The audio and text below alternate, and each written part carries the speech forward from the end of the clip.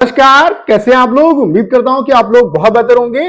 IB security assistant 2025 वाले जो aspirant हैं उनके लिए बहुत बड़ी अपडेट है। आपकी जो एग्जाम डेट है वो लगभग आपकी कंफर्म हो चुकी है। तो कब तक आपका एग्जाम पॉसिबल है, कितना टाइम आपके पास बचा हुआ है, इन सब पॉइंट पे इस सिंगल वीडियो में हम लोग बात करने वाले हैं। उसके अलावा कट ऑफ आपकी कितनी क्या रह सकती है, आपके लिए सेफ टारगेट स्कोर क्या कुछ रह सकता है, ताकि किसी भी कंडीशन में आपका यहाँ पे एग्जाम क्वालिफाई हो जाए, उस पर बात करेंगे। उसके अलावा लास्ट ईयर की कट ऑफ आपकी क्या रही, कट ऑफ का ट्रेंड्स क्या है, इन सब पॉइंट पे इस सिंगल वीडियो में हम लोग बात करने वाले हैं। ये वीडियो आप सभी के लिए बहुत ज्यादा हेल्पफुल होने वाला है। तो चलिए स्टार्ट करते हैं। जैसा कि आपको पता है कि आईबी ने आपका आईबी एसीआई की वैकेंसी निकाली, उसके बाद सिक्योरिटी असिस्टेंट की वैकेंसी निकाली, उसके बाद आपको पता है कि आईबी ने एक और वैकेंसी आपकी निकाली है, एमटी की वैकेंसी निकाली है, और उम्मीद है कि आईबी एमटीएस की भी जो वैकेंसी है वो भी आपको बहुत जल्द देखने को मिलेगी। उसके अलावा आईबी का ट्रैक रिकॉर्ड हमेशा यही रहा है कि आईबी फॉर्म फिलअप के बाद आपको एग्जाम के लिए बहुत ज्यादा टाइम नहीं देता है। मैक्स से मैक्स आपको 1 महीने का ही टाइम मिलता है, और ये चीज आपने आईबीएससीआईओ के केस में देख ली होगी। आईबीएससीआईओ की जो एग्जाम डेट है वो आपकी आउट हो चुकी है। आईबीएससीआईओ का जो एग्जाम है वो 16, 17 और 18 सितंबर को होने वाला, और इसके रिगार्डिंग सबसे पहले मैंने ही आपको बताया था कि आईबी का जो एग्जाम है वो 16, 17, 18 एग्जैक्ट डेट भी बता दी थी। तो आईबी जो सिक्योरिटी असिस्टेंट वाले एस्पिरेंट हैं उनके लिए भी बहुत बड़ी अपडेट है। आपका भी जो एग्जाम है, मैं डेट भी आपको बता रहा हूं, आपका जो एग्जाम है वो 29 और 30 सितंबर को हो सकता है। ये आपकी एक्सपेक्टेड डेट हो सकती है। तो आपके पास बहुत ज्यादा टाइम नहीं है, अच्छे तरीके से प्रिपरेशन करो। बाकी जो मैथ्स की सीरीज चल रही थी जहां पे मैं आपको प्रीवियस ईयर के जो पेपर थे वो आपको करा रहा था आईबी के, वो भी हम बहुत जल्द स्टार्ट करेंगे। इससे आपको बहुत ज्यादा हेल्प मिलेगी। और अगर आपको एग्जाम क्वालिफाई करना है तो प्रीवियस ईयर पे अच्छे तरीके से फोकस करो, क्योंकि प्रीवियस ईयर से आपको पैटर्न पता चलेगा, लेवल पता चलेगा, और उसी लेवल की आपको प्रिपरेशन करनी। बाकी अगर आपको और भी मैथ्स में कोई हेल्प चाहिए, अगर आप चाहते हैं कि टॉपिक वाइज भी मैं आपको क्वेश्चन करा दूं, तो वो भी मैं आपका करा दूंगा, उससे आपको बहुत ज्यादा हेल्प मिलेगी। तो आपकी जो एक्सपेक्टेड डेट है वो 29 और 30, यानी कि 29 और 30 सितंबर को आपका जो आईबी सिक्योरिटी असिस्टेंट का एग्जाम है वो हो सकता है। तो आपके पास बहुत ज्यादा टाइम नहीं बचा हुआ है। बचे हुए टाइम में अच्छे तरीके से, जो मेन चीज क्या है कि आपको रिवीजन ही करना। अगर आपने प्रिपरेशन नहीं की, आप सोच रहे हैं कि इतने टाइम में क्वालिफाई हो जाएगा, तो बहुत मतलब नामुमकिन है। अगर प्रिपरेशन की है तो क्वालिफाई हो जाएगा। बस क्या है कि आपको जो बचा हुआ टाइम है उसमें ज्यादा रिवीजन करना है, आपने ज्यादा मॉक टेस्ट देना है। उसके अलावा जो वीक सेक्शन है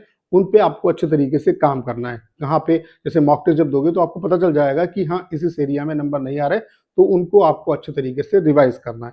तो ये काम करना है। बाकी ज्यादा प्रैक्टिस करो, इससे आपको मतलब आपका जो स्कोर है उसमें भी आपको बूस्ट जो है वो देखने को मिलेगा, और आपको अपनी जो कमियां हैं वो पता चलेंगी। बाकी जो आपका एग्जाम है वो आप ये मान के चलिए कि 29 और 30 सितंबर को आपका एग्जाम पॉसिबल है। 29 और 30 तारीख को आपका एग्जाम हो सकता है। 2 दिन आपका एग्जाम चलेगा, तीन मतलब एक दिन में 3 शिफ्ट होंगी आपकी, ठीक है। तो ये आपकी डेट हो सकती है। उसके अलावा कट ऑफ कितनी क्या रह सकती है, तो यहाँ पे जो कट ऑफ है वो आपकी स्टेट वाइज जाती है। तो स्टेट वाइज जो कट ऑफ है वो स्टेट की वैकेंसी पे भी डिपेंड करती है। उसके अलावा आईबी में कुछ भी डिस्क्लोज नहीं होता है, तो ये जो डाटा है वो स्टूडेंट से पूछ के ही यहाँ पे प्रिपेयर किया गया है।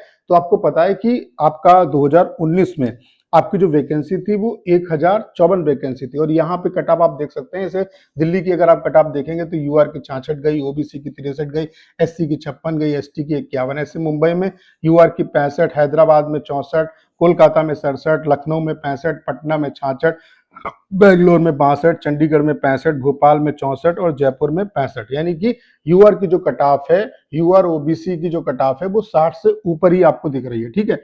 इसी तरीके से अगर हम 2022 की बात करें तो 2022 में 1671 वैकेंसी थी। इस बार वैकेंसी बहुत ज्यादा है, ठीक है। तो इस बार कट ऑफ उतनी हाई नहीं रहेगी, ठीक है। बाकी स्टेट वाइज कट ऑफ आपकी वेरी करेगी। हो सकता है कहीं किसी स्टेट में आपका 39 पे सिलेक्शन हो जाए, किसी स्टेट में हो सकता है 50, या हो सकता है 70 भी कट ऑफ चली जाए। तो वो state wise cut off state की वैकेंसी पे भी डिपेंड करेगी, और एग्जाम के लेवल पे भी डिपेंड करेगी। ये 2022 का देख रहे हैं, ये यूआर की कट ऑफ है। यहाँ पे यूआर की 48 कट ऑफ गई अगरतला में, अहमदाबाद में 45 कट ऑफ गई, बेंगलोर में 60 गई, भोपाल में 62 गई, भुवनेश्वर में 65 गई, चंडीगढ़ में 66 गई, चेन्नई में 69 गई, देहरादून में 62 गई, उसके अलावा दिल्ली में 55 गई, उसके अलावा डिब्रूगढ़ में 58 गई, गंगटोक में आपकी 51 गई, गुवाहाटी में आपकी 59 गई। उसके अलावा यहाँ पे आप देख सकते हैं मैक्सिमम जो कट ऑफ है वो 70 भी गई है, 69 भी गई है, और मिनिमम आप देख रहे हैं कि 39 नंबर पे भी सिलेक्शन हो रहा है। तो यहाँ से ये चीज भी आपको क्लियर हो गई होगी कि एक मतलब एक फिक्स नहीं है, वो स्टेट वाइज वेरी करेगा आपका, ठीक है। बाकी ओवरऑल आपके लिए सेफ स्कोर क्या कुछ रह सकता है, तो अगर आप यूआर, ओबीसी और ईडब्ल्यूएस कैटेगरी से हैं तो 60 प्लस अगर आपके मार्क्स आते हैं तो मेरे हिसाब से 60 या उसके आसपास अगर आपके मार्क्स आते हैं तो किसी भी स्टेट से अगर आप हैं तो आपका यहाँ पे इजीली एग्जाम क्वालिफाई हो जाएगा। उसके अलावा SC ST से अगर आप हैं तो 50 प्लस अगर आपके मार्क्स आते हैं तो किसी भी स्टेट से आपका एग्जाम जो है वो क्वालिफाई हो जाएगा। बाकी जो कट ऑफ है वो इससे कम ही रहे क्योंकि इससे काफी ज्यादा वैकेंसी इस बार है, ठीक है। तो ओवरऑल आपको जो टारगेट है वो इतना रखना चाहिए। इतना अगर आप टारगेट रखते हो तो मेरे हिसाब से इजीली आपका सिलेक्शन हो जाएगा। अगर यूआर, ओबीसी, ईडब्ल्यूएस से हैं तो 60 प्लस का टारगेट लेके चलो, SC ST से 50 प्लस का टारगेट लेके चलो, क्योंकि जितना टारगेट लेके चलोगे उतने मार्क्स नहीं आएंगे, उससे कम ही आएंगे। तो अगर इतना टारगेट लेके चलते हो तो इजीली आपका जो एग्जाम है वो क्वालिफाई हो जाएगा। तो उम्मीद करता हूँ सारी जानकारी आप बहुत अच्छे तरीके से समझ पाए होंगे। करना क्या, इस वीडियो को शेयर करना है। उसके अलावा अगर आप चैनल पर नए और आपने अभी तक इसे सब्सक्राइब नहीं किया है तो प्लीज चैनल को सब्सक्राइब करना मत भूलिएगा।